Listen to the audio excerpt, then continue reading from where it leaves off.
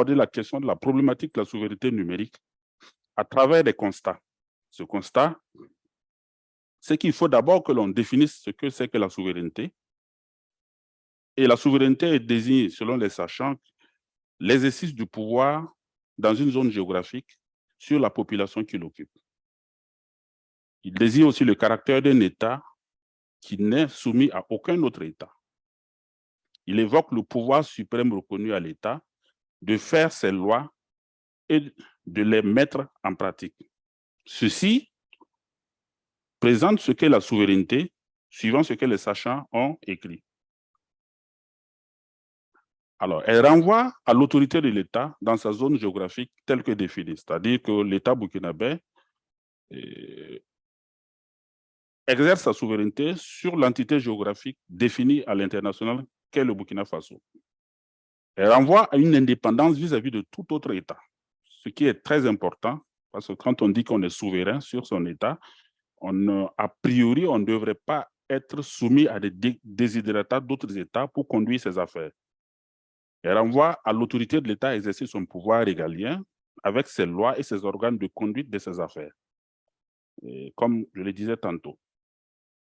À partir de là, qu'est-ce que nous pouvons dire de la souveraineté numérique? C'est vrai, plusieurs définitions, plusieurs approches, plusieurs idées foisonnent aujourd'hui sur cette notion de souveraineté numérique parce que c'est une notion, considérons-le, qui reste insaisissable, sinon un peu comme même le domaine du numérique peut prêter à interprétation. Mais permettez-moi, si vous voulez, d'évoquer une approche qui pourrait traduire ce qu'est la souveraineté numérique à la lumière de ce que nous avons dit tantôt, de la souveraineté simplement, tout court du moins. Et pourrait être vu comme la capacité pour un État d'exercer son autorité pleinement dans le cyberespace, le métaverse et l'écosystème du digital relevant de ses prérogatives. Alors, j'ai peut-être fait exprès de détacher la notion de métaverse et la notion de cyberespace, dans la mesure où aujourd'hui, la question du métaverse reste une question entière. Ils sont en train de s'implémenter, mais il sera assez...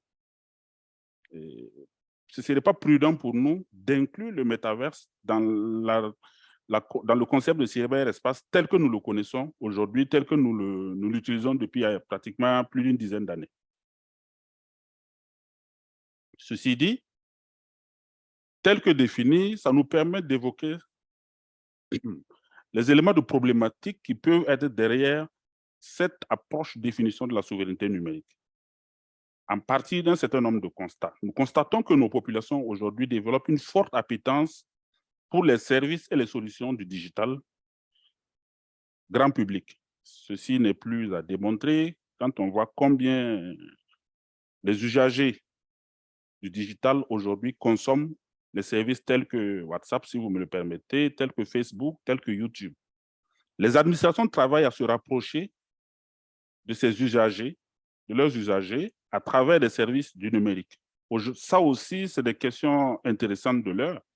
Quand nous voyons qu'aujourd'hui, nos petits frères, nos cousins qui sont un peu, comme on dit souvent dans le Burkina profond, ne s'emmettent plus, si vous passez l'expression, à venir forcément à Ouaga comme un centre, étant le centre d'inscription au concours, mais ils peuvent rester dans leur chef-lieu de région et puis postuler et continuer à réviser leurs leçons paisiblement. Ceci est un effort que l'administration fait pour s'approcher de ces usagers. Et nous remarquons aussi que les processus opérationnels sont tournés vers le numérique pour en faire un facteur d'efficacité et d'optimisation. Nous voyons que de plus en plus, sinon même que ça devient très rare, d'arriver en entreprise et de trouver que la plupart des tâches sont exécutées manuellement. Aujourd'hui, presque toutes les entreprises sont dans une logique d'automatisation, sinon même qu'ils ont automatisé, ils sont dans une logique d'évolution. Et tout ceci participe à un élan d'ensemble vers le numérique. Nous remarquons aussi une tendance invasive, si vous me cédez le mot, des services du numérique tels que les réseaux sociaux et la messagerie instantanée. Nous remarquons que les technologies et les solutions sont de plus en plus exploitables sous forme de services du cloud, notamment les SaaS, les PaaS, les IaaS et les autres dans l'administration. Parce qu'aujourd'hui, si je me réfère aux nouvelles générations de développeurs d'applications, de concepteurs de solutions, rares sont ceux qui envisagent en réalité d'aller vers des solutions, comme on dit, une promise. Ils sont surtout portés vers des technologies, des solutions, des outils disponibles dans le cloud. Et ça oriente les efforts d'investissement, les efforts d'exploitation, les efforts d'implémentation vers ces environnements-là. Alors, le constat aussi est que nous avons des données de plus en plus stockées loin des environnements de collecte et d'exploitation. Ceci aussi est une réalité. Beaucoup de nos concitoyens exploitent des applications, mais ce qu'ils entrent comme information dans ces applications, ils ignorent à la limite où ces informations sont stockées. Et quand ils sont appelés à exploiter ces informations, bon, ils les exploitent à partir d'ici, mais en réalité, ces informations, pour la plupart, ne sont plus stockées et accessibles du commun des mortels le plus proche possible.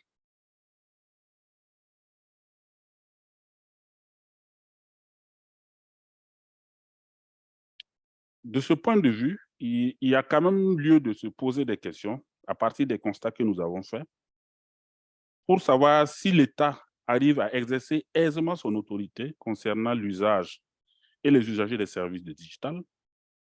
L'État peut-il garantir l'effectivité des lois et des mesures sur la protection des données, sur la cybersécurité, ou la lutte contre la cybercriminalité? L'État offre-t-il des gages pour l'effectivité de la loi vis-à-vis des usages, des services et les solutions du numérique? C'est des questions légitimes qui, en réalité, nous projettent dans la problématique de la souveraineté numérique.